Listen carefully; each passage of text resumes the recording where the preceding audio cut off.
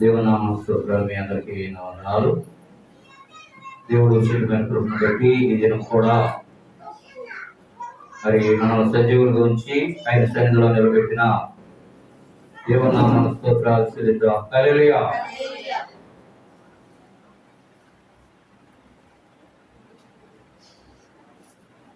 కీర్తన గ్రంథము 146 అధ్యాయము 5వ వచనాన్ని ధ్యానం చేద్దాం. కీర్తన గ్రంథము 146 అధ్యాయము 5వ వచనాన్ని ధ్యానం చేద్దాం. ఎవనికి యాకోబు దేవుడు సహాయుడవునో ఎవడు తన దేవుడైన యెహోవా మీద ఆశ పెట్టుకును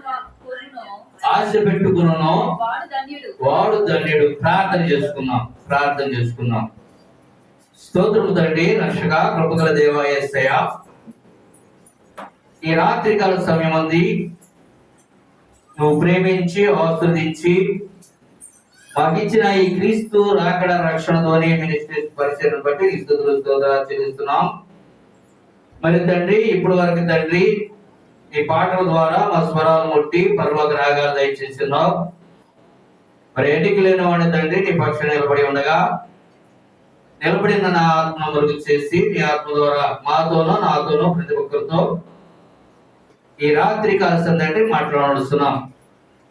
ప్రతి ఒక్కరికి వినగల చెవి, గ్రహించగల హృదయాన్ని దయచేయమని, నువ్వే తోడుగా ఉండి నడిపించమని, నువ్వే ఘనత మహిమ ప్రభావం పొందమని నజరేయుడు పవిత్రుడైన యేసయ్య పరిశుద్ధ నామములో అడిగి వేడుకొనుచున్నాము తండ్రి, ఆమేన్.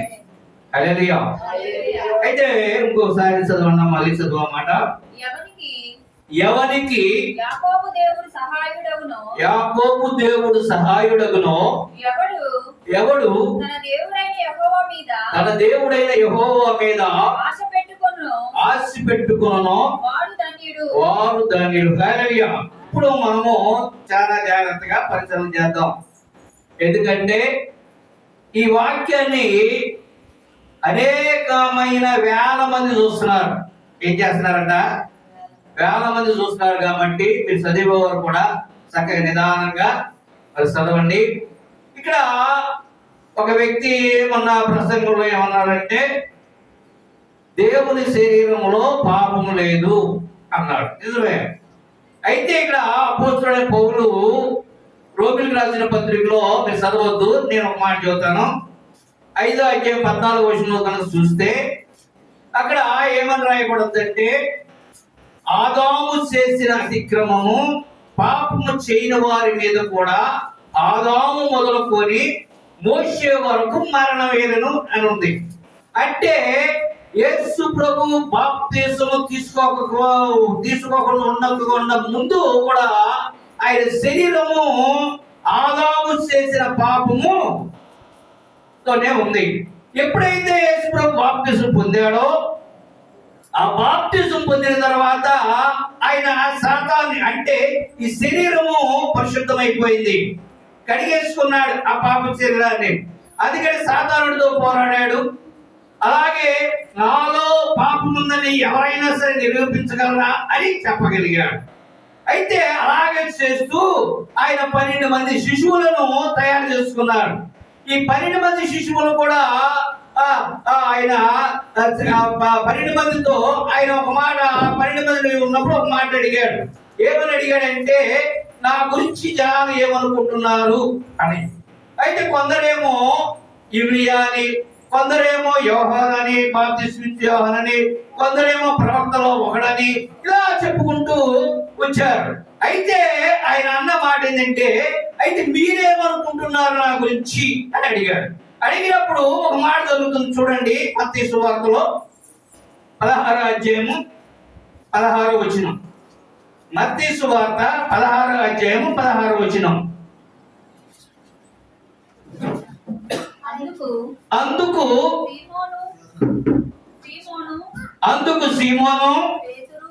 సీమోను పేతురు, నీవు సజీవుడు దేవుని కుమారుడు అని క్రీస్తు అని చెప్పాను. అందుకు యేసు సీమోను బర్యోనా నీవు ధన్యుడు, పరలోకమందున్న నా తండ్రి ఈ సంగతి నీకు బయలుపరిస్తేనే గాని నరులు నీకు బయలుపరచలేదు. అంటే అక్కడ రక్త మాంసం నీకు బయలుపరచలేదు అన్నది. మరియు నీవు పేతురవు ఈ బండ మీద నా సంఘమును కట్టుదును. ఏది నీవు క్రీస్తు దేవుని కుమారుడైన క్రీస్తు అనగానే యోనా అని చెప్పి ఆయన అన్నాడు, ఇది నీకు మా రక్త మాంసాలు ఎవరు కూడా దాన్ని బయలుపరచలేదు, దేవుడే నీకు బయలుపరచని చెప్పి ఆ మాట అన్నందుకు నీవు పేతురవు అంటే నీవు రాయివి, ఈ బండ మీద నా సంఘాన్ని కడుతున్నా. కట్టి పాతాళ లోకము ద్వారములు దాని ఎదుట నిలవనేరవని నేను మీతో చెప్పుచున్నాను. పరలోక రాజ్యం యొక్క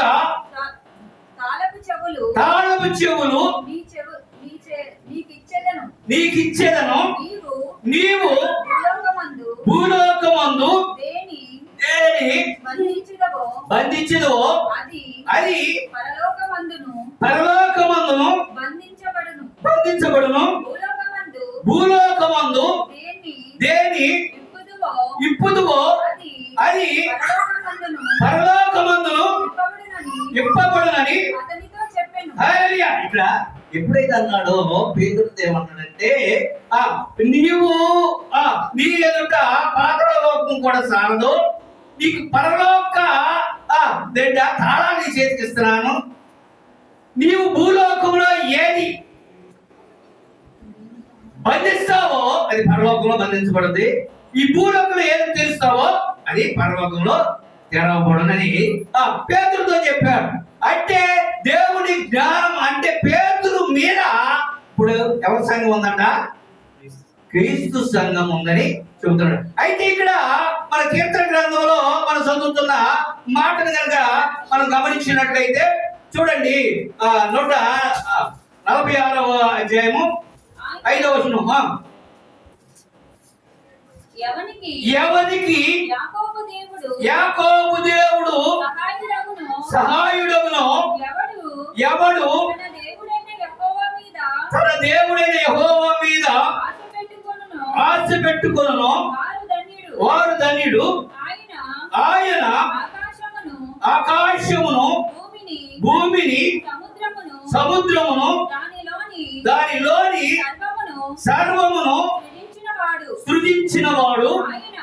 ఆయన ఎన్నడును మాట తప్పని వాడు. ఎవరంట? యాకోబు దేవుడు. ఎవరికి సహాయకుడు? అసలు యాకోబుకి దేవుడు ఎప్పుడు అయ్యాడు? ఈయన యాకోబుకి దేవుడు ఎప్పుడు అయ్యాడు? యాకోబు అన్నకు రావాల్సిన దీవెన ఏం చేశాడంట? ఈయన తీసేసుకోపోతాడికి తీసుకున్న తర్వాత అన్న అంటాడంట, ఈ నెట్టేసరి చంపేయాలి అన్నప్పుడు ఆ తల్లి ఏమందంటే, ఇద్దరు కుమారులు ఒక్కరోజు సరిపోవడం నాకు ఇష్టం లేదు అయ్యా, నీవు మా అన్నున్నాడు అక్కడికి వెళ్ళి అని ఈ యాకోబుని పంపించేసింది. ఈ యాకోబుని పంపిస్తే ఈ యాకోబు ప్రాంతం నుంచి వెళ్ళిపోతున్నాడు. అలా మామూలు ఇంటికి వెళుతున్న సమయంలో చూడండి, ఆదికాండము 28వ అధ్యాయము 10వ వచనం. ఇక్కడ మీరు చాలా చక్కగా నిదానంగా చదవండి ఈ మాట. ఆదికాండము 28వ అధ్యాయము 10వ వచనం. యాకోబు బెర్షెబా నుండి బయలుదేరి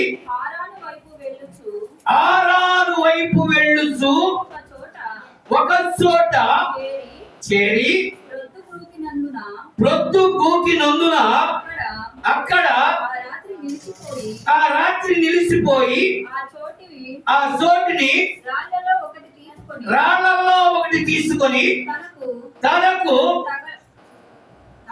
తలగడగా చేసుకొని అక్కడ పండుకొనెను.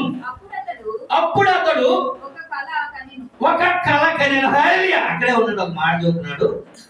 దేవుడు అతనితో మాట్లాడుతున్నాడు, యాకోబుతో. ఎలా మాట్లాడుతాడు దేవుడు అని కనుక మనం చూసినట్లయితే ఏబు భక్తుడు ఒక మాట చెబుతున్నాడు. చూడండి, ఏబు గ్రంథము 33వ అధ్యాయము 14వ వచనం. ఏబు గ్రంథము 33వ అధ్యాయము 14వ వచనం.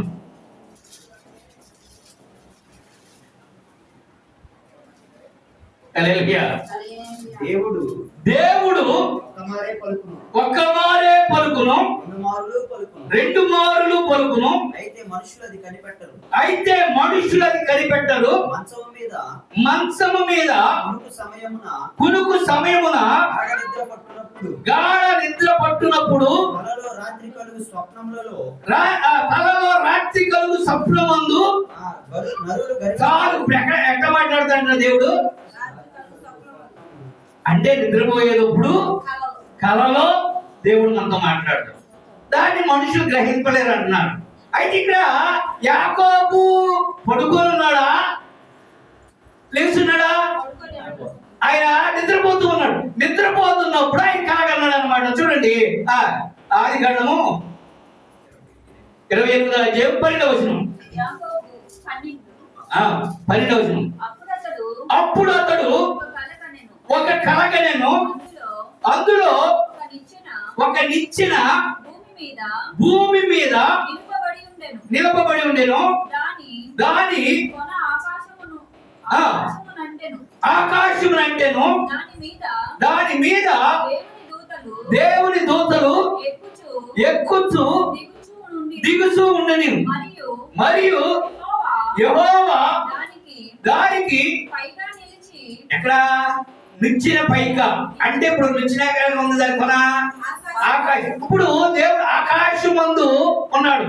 ఉండి నేను నీ తండ్రి అయిన అబ్రహాము దేవుడను ఇస్సాకు దేవుడనైనా యెహోవాను నీవు పండుకొని ఉన్న ఈ భూమిని నీకును నీ సంతానమునకును ఇచ్చేదను. హల్లెలూయా. ఇప్పుడు దేవుడు యాకోబు దగ్గరికి వచ్చాడా, యాకోబే దేవుడి దగ్గరికి వెళ్ళాడా?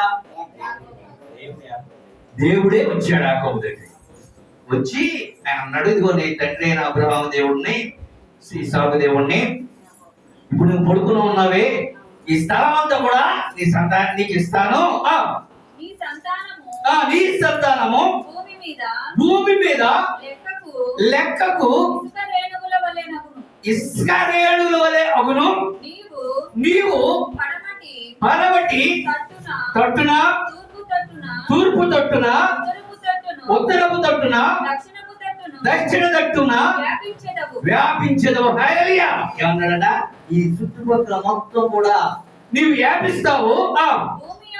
భూమి యొక్క వంశములన్నీ నీ మూలముగాను నీ సంతానము మూలముగాను ఏమవుతుందట? ఆశీర్వదించబడును. ఇదిగో నేను నీకు తోడైయుండి నీవు ఎళ్ళు ప్రతి స్థలమందు నిన్ను కాపాడుచు ఈ దేశమునకు నిన్ను మరలా రప్పించేదను. హల్లెలూయా. అయ్యా అన్నాడు, నువ్వు వెళ్ళి ప్రతి స్థలంలో కూడా నేను నీకు తోడుగా ఉంటాను, నిన్ను అక్కడ ఆశీర్వదిస్తాను, మళ్ళీ నిన్ను ఈ స్థలానికి. ఇప్పుడు ఈయన మోసం చేసి వెళ్తున్నాడు. ఈయనకి సహాయం చేసేది ఏంటి దేవుడు? ఏంటి అంటే యాకోబు పుట్టక ముందే దేవుడు యాకోబుకు ఒక వాగ్దానం ఇచ్చాడు. ఏమని ఇచ్చాడు? తల్లికి నీ పెద్ద కుమారుడు చిన్న కుమారుడికి దాసుడు అవుతాడు. హల్లెలూయా. అందుకని ఈయన మాట తప్పని వాడు. దాని మాట తప్పని వాడు. అందుకనే మాట ఈయన మోసగాడికి వెళ్తున్నా కూడా దేవుడే వచ్చి మాట్లాడుతూ నువ్వు ఎక్కడికి అక్కడికి నిన్ను ఆశీర్వదిస్తాను, మరి క్షేమంగా నిన్ను నడిపిస్తాను. నేను నీతో చెప్పినది నెరవేర్చు వరకు నిన్ను విడువనని చెప్పగా యాకోబు నిద్రలేసి నిశ్చయముగా యెహోవా హల్లెలూయా ఎక్కడున్నాడంట? ఈ స్థలమందు ఉన్నాడు. నిద్ర లేచాడంట, ఈ స్థలమందు ఉన్నాడు. అది నాకు తెలియక అనుకొనెను. భయపడి ఈ స్థలము ఎంతో భయంకరము, ఇది దేవుని మందిరమే కానీ వేరొకటి కాదు, పరలోకపు గవిని ఇదే అనుకున్నాడు. ఏంటన్నా ఇది దేవుని స్థలం అయ్యా, చాలా భయంకరము, పరలోకం గని ఇదే అనుకున్నాడు. తెల్లవారినప్పుడు యాకోబు లేచి తాను తలగడిగా చేసుకొనిన రాయి తీసి దానిని స్తంభముగా నిలిపి దాని కొన మీద నూనె పోసెను. హల్లెలూయా. అప్పుడు ఏంటంటే ఆయన తలగడిగా పెట్టుకున్నాడే, ఆ రాయిని తీసంట అక్కడ నిలబెట్టి, స్తంభంగా నిలబెట్టి దాని కొన మీద, అంటే ఆ రాయి ఇప్పుడు గుండ్రం ఉందా పలక ఉందా? కొన మీద అంటే గుండ్రముగా ఉంది, దాని మీద నూనె పోసి మరియు అతడు ఆ స్థలమునకు బేతేలు అను పేరు పెట్టెను. అయితే మొదట ఆ ఊరి పేరు లూజు. అప్పుడు యాకోబు నేను తిరిగి నా తండ్రి ఇంటికి క్షేమముగా వచ్చినట్లు దేవుడు నాకు తోడయుండి నేను వెళ్ళుచున్న ఈ మార్గములో నన్ను కాపాడి తినుటకు ఆహారమును ధరించుకొనుటకు వస్త్రమును నాకు దయచేసిన యెహోవా నాకు దేవుడై ఉండును. మరియు స్తంభముగా నిలిపిన ఈ రాయి మందిరముగా. హల్లెలూయా. ఇప్పుడు ఎవరితో చెబుతున్నాడు? ఎవరితో మాట్లాడుతున్నాడు? దేవుడితో మాట్లాడుతున్నాడు. హల్లెలూయా.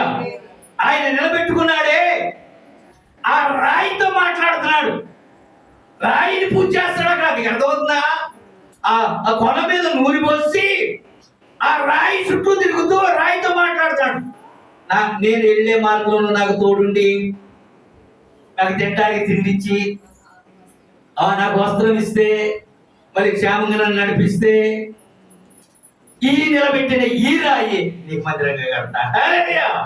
అటు మరియు నీవు నాకిచ్చు యావత్తులో 10వ వంతు నిశ్చయముగా ఏం చెప్తాడట?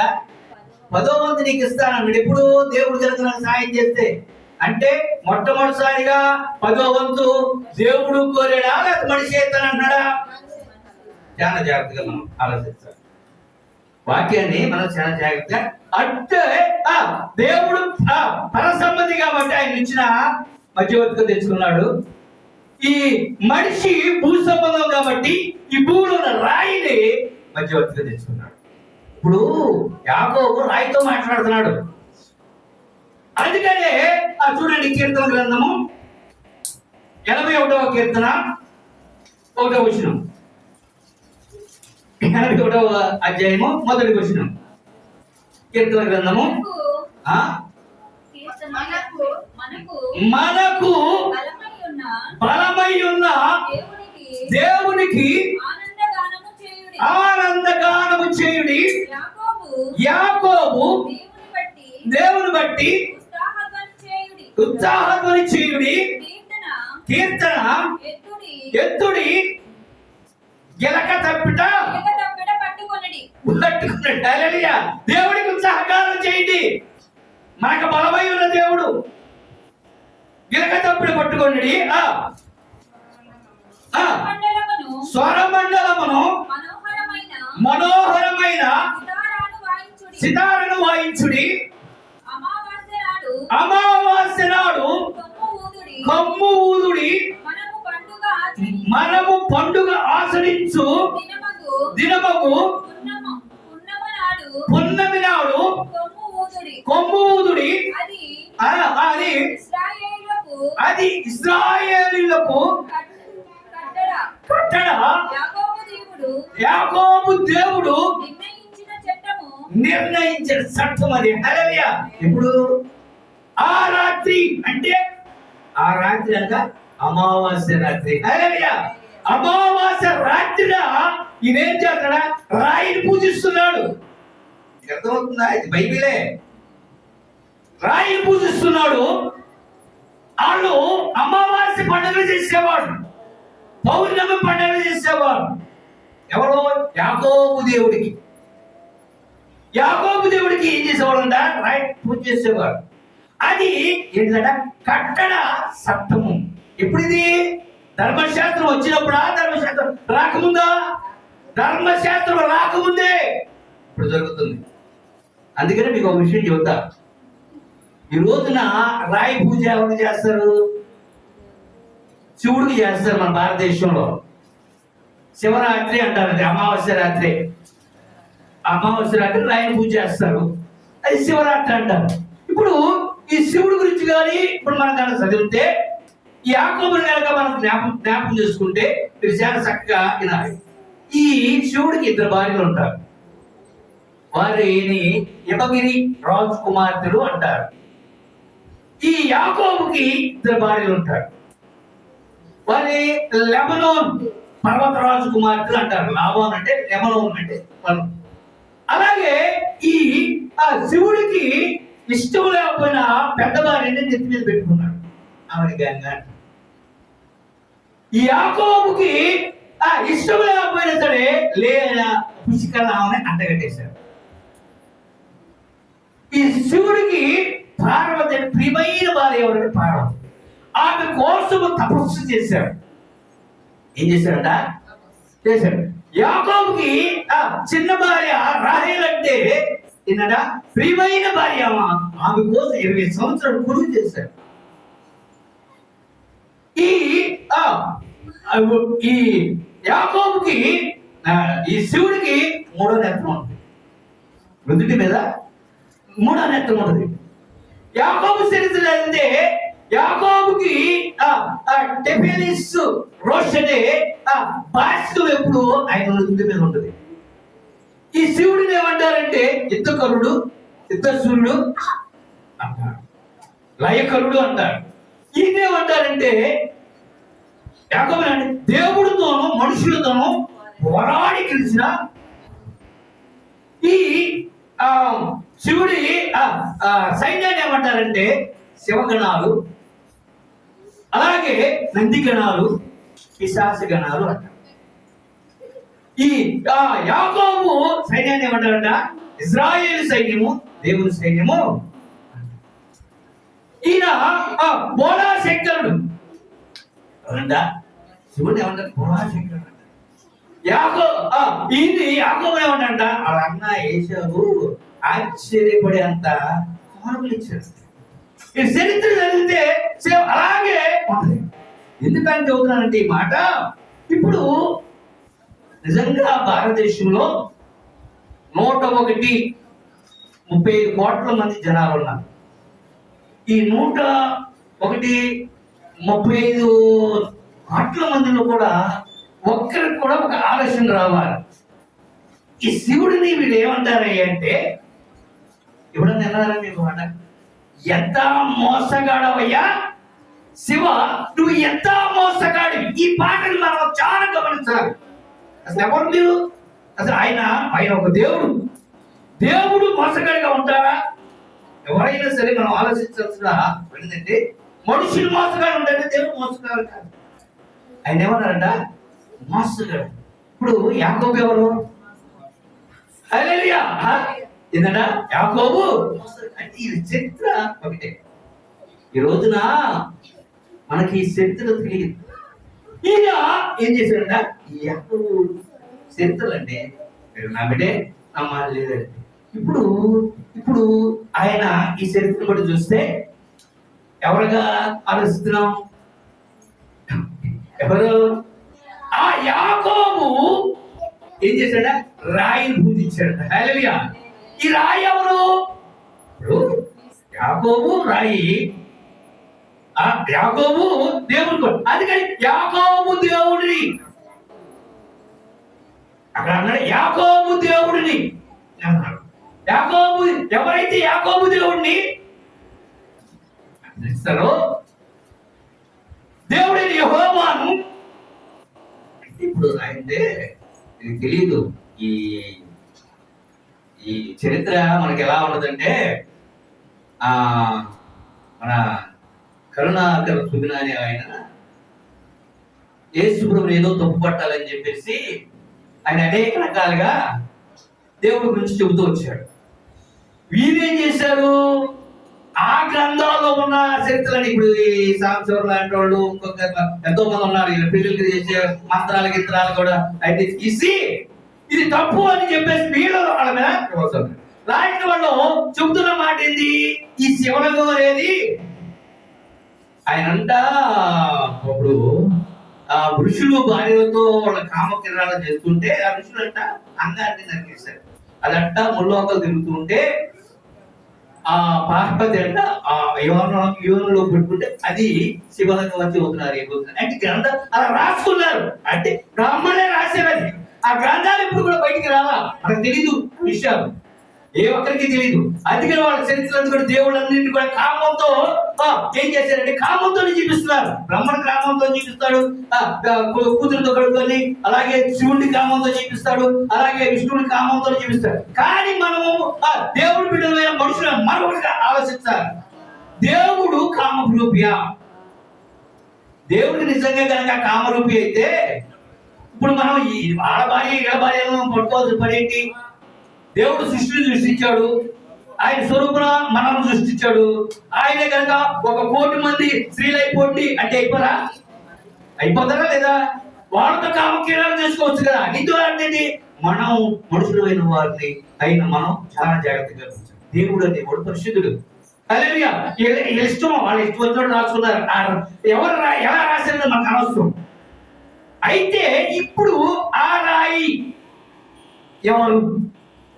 ఇప్పుడు ఈ యాకోబు పూజించిన రాయి ఎవరయ్యా అంటే అదే మాట ఈయన ఒక మాట చూడండి. పేతురు రాసిన మొదటి పత్రికలో 2వ అధ్యాయము 4వ వచనంలో చెబుతూ ఉన్నారు. పేతురు రాసిన మొదటి పత్రిక 2వ అధ్యాయము 4వ వచనం. మనుషుల చేత విసర్జింపబడినను దేవుని దృష్టికి ఏర్పరచబడినది అమూల్యమును సజీవునై. మళ్ళీ చదువు ఆ మాట, మీరు కంగారు పడబాకండి. అమూల్యమును సజీవమైన రాయకు ప్రభువునకు. హల్లెలూయా. ఆ రాయి ఎవరంట? ప్రభువు. సజీవమైన రాయి అది. ఇప్పుడు ఆ రాయి ఏంటంటే సజీవమైనది. ఆ రాయి ఎవరంటే ప్రభువు. దేవుడు, ఆయన మనిషి కాదు, దేవుడు. ఆ దేవుడు ఎలా ఉంటుంది? ఆ రాయి ఏమై ఉంటుందంటే చూడండి, యెషయా గ్రంథము 28వ అధ్యాయము 16వ వచనం. యెషయా గ్రంథము 28వ అధ్యాయము 16వ వచనం. ఏం పర్లేదు, నిదానంగా చదవండి, చక్కగా చదవండి.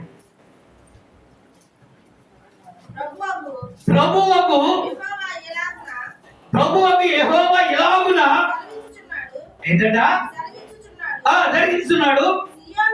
సియోనులో పునాదిగా రాయిని వేసిన వాడును నేనే. అది అది అది పరిశోధింపబడిన ఏ రాయి అంటది? నేను ఒక రాయిని పెడుతున్నాను, ఆ రాయి మిమ్మల్ని ఏం చేస్తుందా? పరిశోధిస్తుంది. అమూల్యమైన అది అమూల్యమైన తలరాయి తలరాయి. ఏంటంట? బహు స్థిరమైనది. బహు స్థిరమైన పునాది అయిన మూలరాయి. హల్లెలూయా. ఏ రాయి అంటది? సామాన్యమైన రాయి కాదు. అది నిన్ను పరిశోధిస్తుంది, నిన్ను స్థిరపరుస్తుంది. ఆ రాయి అది, అది తలరాయి. ఈ 4 వేదాల్లో కూడా ఏం చేశారు తెలుసా? మొహం బ్రాహ్మణులు అన్నారు, క్షత్రియులు భుజాలు అన్నారు, ఈ హృదయం ఏమో వయసులు అన్నారు, పాదాలేమో శూద్రులు అన్నారు. దేని వదిలేశారు వీళ్ళు? ఈయన పాటు మనిషికి ఉండేది శిరస్సు. హల్లెలూయా. తల అన్నాడు, తల అంటే శిరస్సు. తల ముఖం అవదు, ముఖం వేరు శిరస్సు వేరు. వీళ్ళు వదిలేసింది ఏంటిదండి అంటే శిరస్సును వదిలేశారు. ఎప్పుడైతే ఈ శిరస్సును వదిలేశారో అసలు ఆలోచన అంతా ఎక్కడ ఉంటుంది? అది పంచమ వేదం అన్నారు. హల్లెలూయా. ఆ యేసుప్రభు అన్నాడు నా పంచముడు అన్నారు, అంటే 5వ, అంటే ఆయన శిరస్సు అన్నారు. ఏ ఆలోచన చేయాలని శిరస్సు. దేవుడు అనేవాడు పరిశుద్ధుడు. మనుషులు ఎలా రాసుకున్నా అవి మనం పట్టించుకోవాల్సిన పని లేదు. వాళ్ళు ఆ రోజులు బట్టి ఆ కామన్ రూపంలో రాసుకున్నారు. ఇప్పుడు దాన్ని మనం చేయాల్సిన మనం ఆలోచించాలి పరిశుద్ధుడు ఏముంది అని. అయితే నేను భర్త కన్నప్ప ఆ చరిత్ర చదువుతున్నప్పుడు రాయి కంట కళ్ళు ఉంటాయంట. హల్లెలూయా. ఆ కళ్ళు నీరు కాస్తుంటే దాంట్లో ఈ కళ్ళు పెట్టినట్టు ఉండదు. నిజంగా రాయి కళ్ళు ఉంటాయా? ఉండవా? చూడండి, జకరియా గ్రంథము రాయికి కళ్ళు ఉంటాయా లేవా? ఇక్కడ చెబుతున్నాడు. జకరియా గ్రంథము 3వ అధ్యాయము 9వ వచనం. జకరియా గ్రంథము 3వ అధ్యాయము 9వ వచనం. యెహోషువ ఎదుట నేనుంచిన రాత్రి తేరి చూడుడి. హల్లెలూయా. ఏంటిదంటే అది రాయా? దాన్ని ఒకసారి తేరి చూడండి. ఆ రాతికి 7 నేత్రములు ఉన్నవి. 7 నేత్రములు ఉన్నవి. హల్లెలూయా. ఉదయాలేవా రాళ్ళకి? మరేంటి? ఏంటంటే మనం అనుకుంటున్నాము ఇది కల్పితాలు అనుకుంటున్నాం. పరిశుద్ధ గ్రంథంలో దేవుడు ఏర్పరిచింది ఏది కూడా పొలుగు కాదు. ఏదో రాశారంటే వాళ్ళు సొంతగా ఆలోచన రాయి. ఒకవేళ దాన్ని ఒక్కిరించి రాయిచ్చు కానీ దేవుడు ఉన్న వాటిని అందుకు సాధనుడు దేవుడు చిన్న ఏంటంటే వాడి జ్ఞానాన్ని మీరు తెలుసుకోండి అబ్బాయి, వాడి జ్ఞానాన్ని తెలుసుకోండి అంతే కదా. ఇప్పుడు వచ్చి ఏమన్నాడు? మీరు దేవతలు లాగవుతారు అన్నాడు. అసలు వాళ్ళు ఎవరాడు? దేవుడు కుమారులు. దేవతలు కూడా అనలా. ఇప్పుడు మీరు ఈ పొన్ను తింటే దేవతలు లాగా అవుతారు అనలా, దేవతలు అవుతారు అనలా. దేవతలు లాగా అసలు దేవత కంటే గొప్పోళ్ళు దేవుడు కుమారులు అంటే. అవునా కదా? అలా మోసం చేసి మనం పడేసేసింది. ఈ రోజు కూడా మన వాళ్ళు ఏం చేస్తున్నారంటే అది మోసం చేస్తారు. వాడు ఆలోచన ఎలా ఉందంటే, అందుకనే పేతురు భక్తులు కూడా ఆయన మీద సంఘాన్ని కట్టి ఆ సంఘం మీద ఈ దేవుడు పునాదేసి నువ్వు పరలోకంలో తాళం చేతులు ఆయన చేతికి ఇచ్చి ఇదిగో భూలోకంలో ఏదో బంధిస్తావు అది పరలోకంలో బంధించబడద్ది, నువ్వు భూలోకంలో ఏదో తెలుపుతావో తెలుపుతా జ్ఞాని అయిన ఆ పేతురికి దేవుడు ఒక పని చెప్పాడు. చెబితే ఆయన ప్రార్థన చేస్తుంటే ఒక మూట వచ్చింది, చంపుకొని తిన్నాడు. చాలా పురుగులు ఉన్నాయి, నేను చంపుకొని తిన్నాను. రెండోసారి చెప్పాడు, మూడోసారి చెప్పాడు, తిన్నా. సరే అబ్బాయి తినకపోతే తినపోయాలే, ముందు వాళ్ళు వచ్చారు, వాళ్ళు ఎక్కడ పడిపోవాలి. వెళ్ళిపోనగానే అక్కడికి వెళ్ళగానే అందరూ నీళ్ళు ఉన్నారు. అప్పుడు ఈ పేదలకు జ్ఞానం వచ్చి అంటాడు, దేవుడు పక్షిపాతి కాడని నిజంగా నేను తెలుసు. మనిషి అంటే దేవుడు ఒక క్రమాన్ని నడిపించాడు. ఎవరికి? యూదులకి. వాళ్ళు అంటరానిది దగ్గరికి వెళ్ళరు, అపవిత్రమైంది నోటప్పుడు రాదు, వాళ్ళు చేయరు. ఒక ఆటలో వచ్చారు. వచ్చిన తర్వాత ఆ దేవుడు అన్నాడు, అయ్యా నేను ఈ పని చేయంటే నిజమైన ఒకడు దేవుడు చెప్పినా కూడా ఎన్నో దేవుడే మనం నడిపిస్తాడు. ఆ దేవుడు చెప్పినా కూడా ఇదే రకంలో చాలా మంది ఉన్నారు. పేదలు లాగిన చాలా మంది. మనం కూడా ఏంటంటే ఒక రూట్ లో వెళ్తాం, అదే రూట్ కానీ పక్క రూట్ కాదు. మనకి వాళ్ళ అన్యులు, వాళ్ళ భేదాలు, ఆ కులం ఈ కులం అని భేదం ఉంటుంది, కానీ దేవుడికి మాత్రం అబ్బే, ఆయన పక్షపాతి కాడు. అప్పుడు తెలుసుకొని పౌలు ఈయన పేతురు అప్పుడు అది చేస్తారంట. ఆల్రెడీ దేవుడు చెప్పినప్పుడే ఆ పని చేయాలి. ఆ తర్వాత మన ఇష్టం వచ్చినప్పుడు చేస్తారంటే ఆల్రెడీ ఆ పని నువ్వు చేయనున్నావు. ఏరేవాడికి ఇచ్చేశాను బాబా. ఎవరికి ఇచ్చారన్నా? ఏరేవాడికి ఇచ్చేసాను.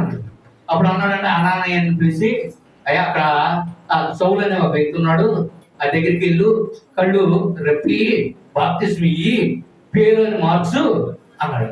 అదేంటి ప్రభా, ఆయన నిన్ను హింసించేవాడు, నిన్ను నీ పీడలు చంపడానికి ఈ ప్రాంతానికి వచ్చాడు కదా అంటే ఆయన అన్నాడు, నా అవసరం అనేక హింసలు పడతారు. హల్లెలూయా. ఆ కృపను ఎవరికి ఇచ్చాడంట? పౌలుకి ఇచ్చాడు. హల్లెలూయా.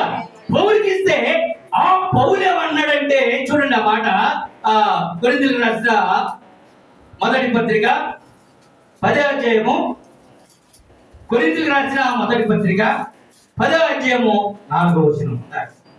అందుకనే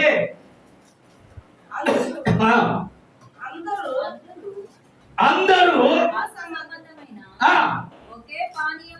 ఒకే పానీయమును పానమును చేసి ఏలయనగా తమ్మును ఎంబడించిన ఆత్మ సంబంధమైన బండలోనిది తాగిరి, ఆ బండ క్రీస్తే. హల్లెలూయా అంటారు. ఏమన్నారు? చిల్లర రాళ్ళన్న మొక్కుతూ ఉంటే చిత్తముచ్చుడున్న ఒరే ఒరే ఒక్కసారి ఈ బండరాయిని మొక్కి చూడరా హరే హరే అన్నారు. కనపడ్డ రాయి కల్లా నువ్వు ముక్కుండా పోతే నీకున్న మైండ్ పోతురు అబ్బాయి. రాయి బండరాయి దగ్గరికి, దీనికి మొక్కుతే నీకు. హల్లెలూయా. ఎవరంట? ఆ రాయి ఎవరంట? క్రీస్తే. యేసే. యేసు ప్రభు ఈ లోకానికి వచ్చి ఆ శిలువలో మరణం పొందన వరకు కూడా ఆ రాయిని పూజించాడు. ఎప్పుడైతే ఆయన శిలువ మరణం పొందాడో, ఆ పాపము ఆ మరణాన్ని తీసేశాడో, ఇక ఆ రాయి చెప్పలేదు ఈయనతో పని. ఆయనే ఈయన. ఈ మాట ఎప్పుడు ఇది? ధర్మశాస్త్రం కంటే ముందా వెనక? ముందే. ఆ రాయిని పూజించా, ఆ యాగమును పూజించడం, ఆ శివుని పూజించిన వాడే. అందుకనే ఈ రాయికి పెట్టేది ఆ శివం. శివం అంటే ఇది జీవము. ఎన్నోసార్లు చెప్పాను నీకు మాట.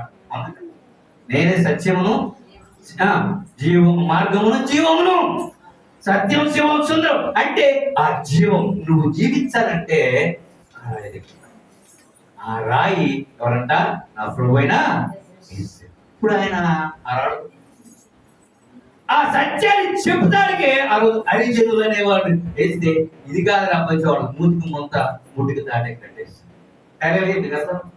ఆ రోజు వాళ్ళు ఆరాధించిన రాయి, దానిని వీరేం చేశారంటే కామరూపుగా, అది ఒక విచారముగా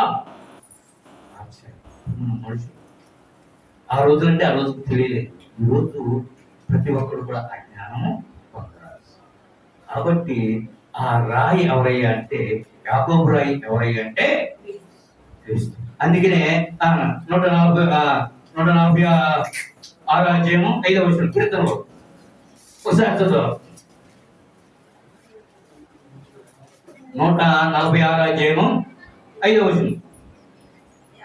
ఎవరికి యాకోబు దేవుడు సహాయుడగును. హల్లెలూయా.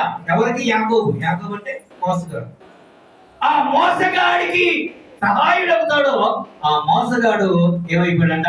ఇశ్రాయేల్ గా మారిపోయాడు. హల్లెలూయా. ఎవరు సహాయకుడు అవుతారో, ఎవరు ఆయన దగ్గరికి వస్తారో, అందుకని ఎవరు యాకోబు దేవుని చదువు.